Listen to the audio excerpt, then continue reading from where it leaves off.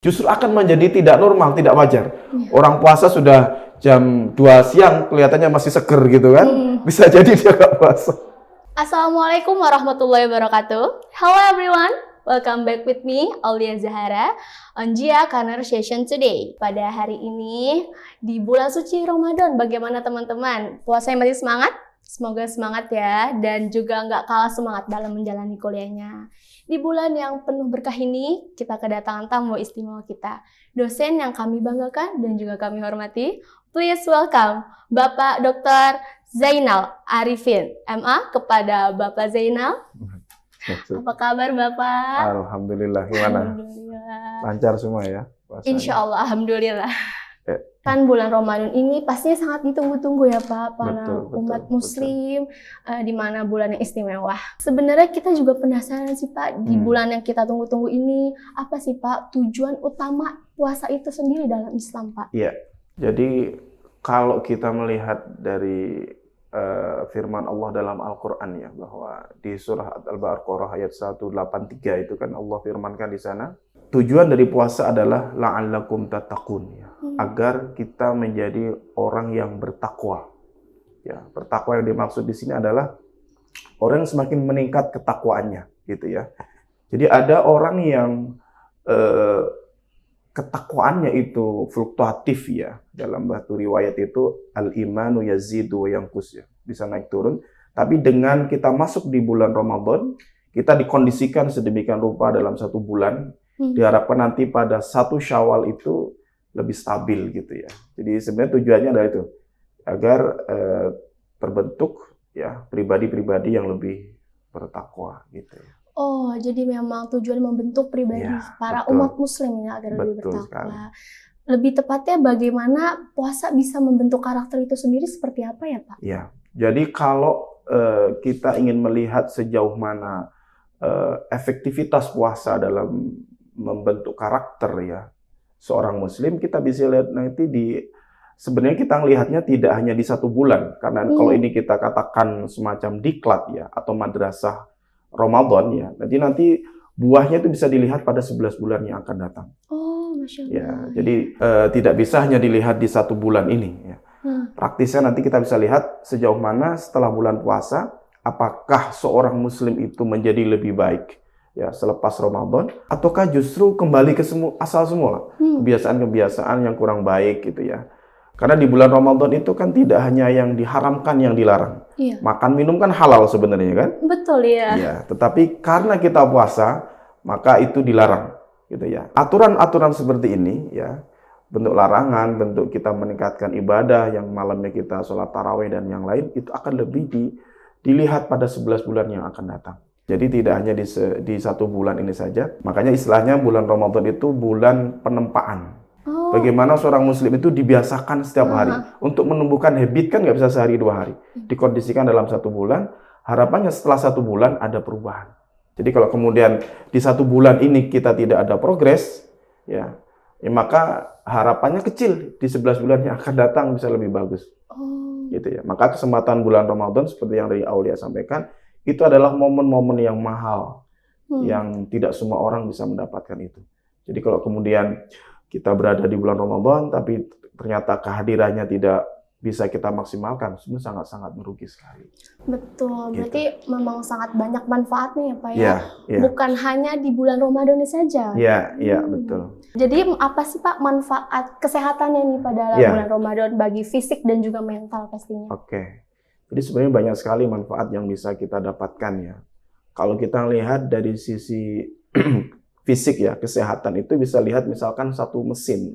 Setelah 1 tahun beroperasi kan dia butuh ada istilahnya istirahat ya, masa jeda. Nah, dengan dipuasakan, maka semua aktivitas pencernaan kita dan yang lain itu akan mengalami recovery di situ ya, diistirahatkan istilahnya ya. Kemudian di restart ulang istilahnya ya, dan itu bisa memicu ya, bisa meningkatkan, kalau dalam pandangan Al-Ghazali ya, dengan berpuasa itu pikiran tuh semakin jernih. Ya, berbeda dengan orang yang tidak pernah puasa sama sekali ya. Jadi selalu dalam kekenyangan gitu ya, kemudian dia tidak bisa berempati dengan yang lain. Itu banyak ya. Itu salah satunya. Kemudian di sisi yang lain, hikmahnya juga kita bisa berempati dengan saudara-saudara kita yang mungkin buka sahurnya tidak jelas, yang di luaran sana. Kita kan puasa tuh udah jelas kan, nanti buka dengan apa, sahur Iya, dengan betul. apa. Ada orang-orang tertentu yang bukanya nggak jelas, karena dia tidak memiliki yang bisa dibuat berbuka gitu ya. Jadi dengan madrasah atau diklat Ramadan ya, ini bisa menumbuhkan kesadaran diri bahwa banyak hal yang bisa kita dapatkan. Mungkin kalau yang punya kelebihan berat badan, ada manfaat diet juga di situ. Oh, betul ya teman-teman. Tapi jangan dietkan sekedar diet ya. Poinnya adalah kita melaksanakan perintah Allah ya, karena ini kewajiban. Toh juga kewajiban ini tidak mutlak ya. Kalau nanti ada yang sakit atau karena uzur usia itu boleh tidak puasa. Tapi untuk yang sehat ya, yang segar bugar itu ya kewajiban puasa itu mengikat. Jadi ada dampak positif untuk kesehatan dan juga ada dampak positif untuk mental ya. Kita terlatih dengan menahan semua keinginan ya yang sebenarnya bisa kita lakukan, tapi karena kita takut karena ini perintah Allah, maka kita tahan.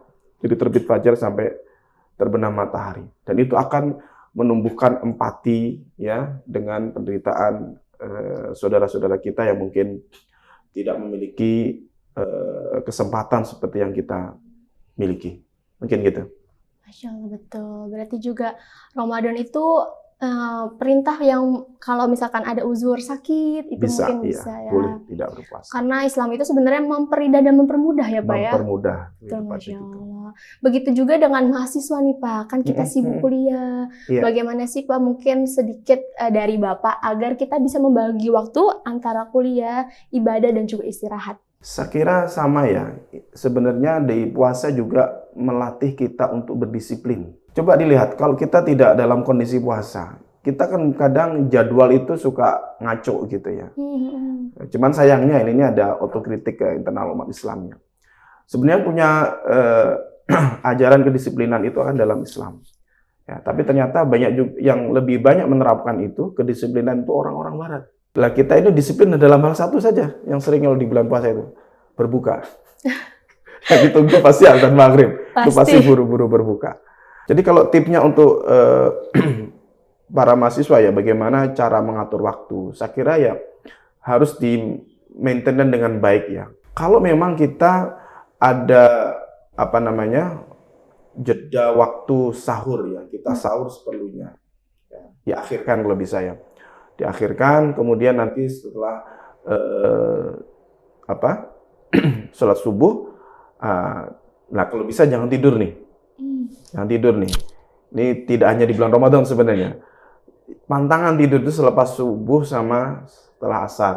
Kecuali memang mungkin ada yang shift kerja malam ya. Artinya kalau sudah ada jadwal, kita bisa mengatur ya. Kalau memang butuh istirahat, kita istirahatkan dulu. Yang penting ada tadi maintenance waktu ya. Jangan sampai kemudian kita ngasal ya. Maksudnya ngasal itu buduting gitu ya. Nggak urusan mau kuliah jam berapa. Lah ini namanya kita tidak komit ya. Tidak bisa menjalankan tugas kita untuk belajar dan berpuasa. Karena sebenarnya puasa itu bukan halangan. Ya, bukan halangan.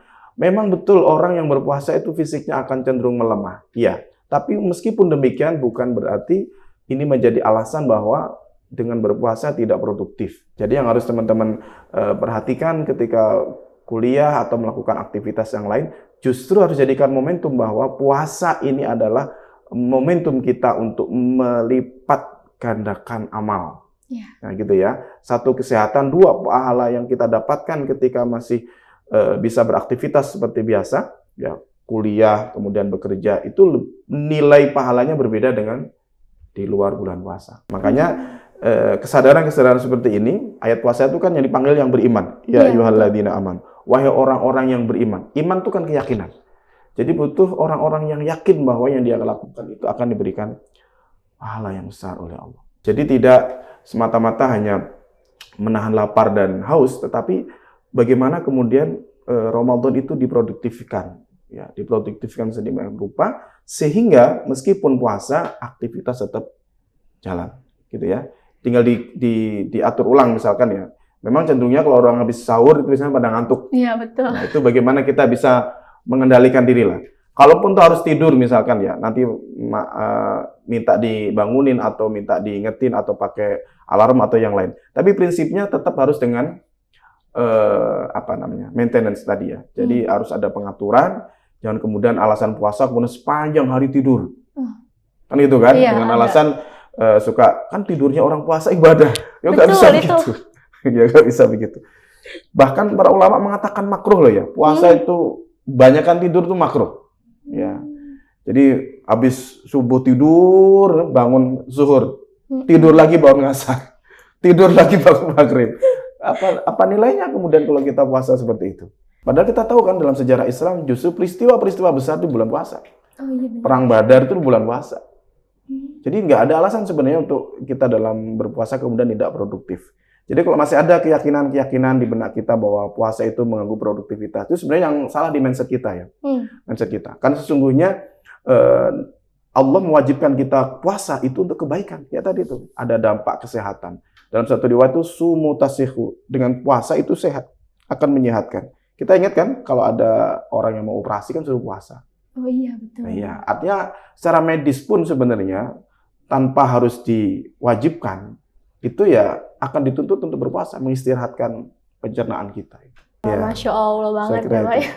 Jadi kita selaku mahasiswa, apalagi yang kita sudah besar ya Pak ya, Iya. kita harus bisa maintenance waktu, bagaimana kita membagi antara kuliah dan juga Iya. beribadah pastinya. Betul. Dari Bapak sendiri, mungkin ada nggak Pak tips agar kita tetap fokus beribadah dan juga pasti berkuliah tetap semangat dalam Iya. pas puasa? Saya kira yang pertama, kalau kita ingin Ramadan kita itu lebih bagus ya kualitasnya dari tahun ke tahun, yang harus kita upgrade adalah pemahaman kita tentang saum dulu ya. Makna puasa itu sebenarnya apa? Gitu ya. Jangan sampai persepsi kita tentang puasa itu masih tadi hanya tidak makan dan minum, kemudian tidur itu pahala gitu ya. Tidurnya itu lebih berpahala dibandingkan beraktivitas. Padahal aktivitas di bulan Ramadan itu pahalanya berlipat-lipat ganda. Ya. Tentu dengan tetap mengukur kemampuan diri ya. Saya contohkan begini. Kan kadang ada seseorang yang kerjanya berat. Iya. Misalkan yang pengeboran minyak di lepas pantai. Nah, misalkan ada ya saudara kita yang seperti itu. Apakah wajib puasa, Pak? Masih wajib. Malamnya masih wajib sahur. Misalkan di tengah perjalanan kemudian tidak mampu, membutuhkan tenaga kan karena harus dengan peralatan berat, itu dibolehkan berbuka. Dibolehkan berbuka ya. Kalau memang tidak kuat ya. Iya. Jadi kewajiban ini mengikat ya, tapi bisa ada keringanan kalau memang pada satu saat tubuh itu tidak mampu. Ya, dibolehkan nanti diwajibkan mengganti ya. Tapi misalkan cuman kuliah itu kan nggak sampai ngangkat beban berat gitu ya. Tinggal bagaimana mindset kita dalam memahami Ramadan itu bisa lebih diproduktifkan dalam pengertian memahaminya jangan seperti kita memahaminya tadi itu. Bahwa segala sesuatu kalau puasa lemah, tidak bisa beraktivitas kesana kemari, kemudian dipakai hanya sepanjang hari untuk tidur, ini sangat tidak saya sarankan. Maka tipsnya yang pertama selain kita memahami hakikat puasa, kemudian kita pahami juga bahwa karena daya tahan tubuh ini juga menurun, ya karena kita sedang puasa, maka cara kita mengoperasionalkannya pun harus maintain dengan baik juga, diatur dengan baik. Dalam arti begini, kapan waktu harus istirahatkan. Kapan waktu harus kuliah, kita harus masuk sesuai dengan ketentuan. Kapan harus bekerja, ini harus kita juga komit dengan waktu yang sudah ada. Nah, kalau sudah dengan pembagian waktu yang sedemikian rupa ini sudah bagus, lah kita tinggal menjaga kontinuitasnya itu. Tapi jangan lupa ya, ketika sudah semua terbangun dengan baik, ya kita usahakan dengan baik, kemudian jangan lupa berdoa ya. Kadang kita ini yang lengah adalah merasa kekuatan kita sudah bisa melakukan sendiri. Padahal dalam agama kita itu ada dua ya, ada usaha, ada doa. Nah, sama ini Ramadan kita ini ya. Ramadan kita kan kita selamat masuk bulan Ramadan nih. Ya. Pertanyaannya adalah apakah Ramadannya selamat dengan kita? Kan gitu. Kita minta kalau sebelum bulan Rajab tuh mungkin sering dengar ada, ya Allah berkailah kami di bulan Rajab dan Sya'ban, sampaikan ke bulan Ramadan, kan gitu. Iya. Allahumma barik lana fi Rajab wa Sya'ban wa balighna Ramadan. Tapi setelah masuk bulan Ramadan, nah kadang kita lupa. Ya, setelah masuk biasa-biasa saja. Hanya euforia yang besar yang terjadi ya. Dan ini terjadi biasanya kita bisa lihat indikatornya di masjid-masjid, pelaksanaan tarawih itu biasanya akan penuh di 10 hari pertama. Seminggu pertama deh, nggak nyampe 10 hari. Nanti semakin ke tengah itu semakin kosong. Sepi ya Pak ya? Ya, semakin mengalami kemajuan softnya. Softnya semakin maju ya. Padahal sebenarnya logika Ramadan itu terbalik. Jadi kalau kita mengasih tip biasanya, kalau di awal-awal Ramadan itu jangan terlalu kenceng. Ibarat naik motor, mobil gigi 1-2 saja.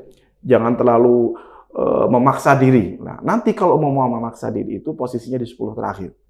Nah, kita kebalik nih. Padang habisin tenaga di depan, di belakang ngempos. Nah, gitu. Jadi kalau tipnya sekali lagi, atur waktu, di manage dengan baik, jangan sampai Ramadan kita ini sia-sia, ya. Sampai kemudian tiba-tiba sudah pertengahan, padahal kayaknya belum ngapa-ngapain gitu ya, belum ngapa-ngapain. Nah, ini supaya tidak terjadi seperti itu, sadari, nikmati proses. Kalaupun toh memang dalam puasa itu ada lemah, letih, lesu, memang itu konsekuensi ya. Tidak usah kemudian sahurnya pakai doping. Sebenarnya itu dimakruhkan itu ya. Memang tujuannya itu. Jadi puasa itu untuk dalam tanda kutip melemahkan fisik ya, untuk tadi mengistirahatkan. Tidak perlu pakai suplemen macam-macam. Kalau memang butuh istirahat, satu hal yang normal, wajar dalam puasa. Justru akan menjadi tidak normal, tidak wajar. Orang puasa sudah jam 2 siang kelihatannya masih seger gitu kan. Bisa jadi dia nggak puasa. Ya, saya kira gitu. Jadi itu aja mungkin yang perlu dipahami ya. Oh, berarti istilah ada yang menyebutkan kalau misalkan puasa itu kita berlomba-lomba mencari pahala ya Pak? Iya, betul. Karena pahala setiap orang itu ternyata berbeda ya Pak ya? Oh, beda-beda. Beda-beda. Masya Allah, berarti seistimewa itunya bulan Ya, Ramadan. betul. Makanya selalu ditunggu dan dinantikan para umat muslim. Iya. Wah, makasih banyak Bapak atas ilmu dan pengalamannya. Kita mahasiswa jadi insya Allah lebih semangat dan juga pastinya ilmu yang telah disampaikan sangat bermanfaat untuk kita semua. Oke, sama-sama. Syukran kasyuran Bapak. Wassalamualaikum warahmatullahi wabarakatuh. Terima kasih teman-teman. Semangat puasanya.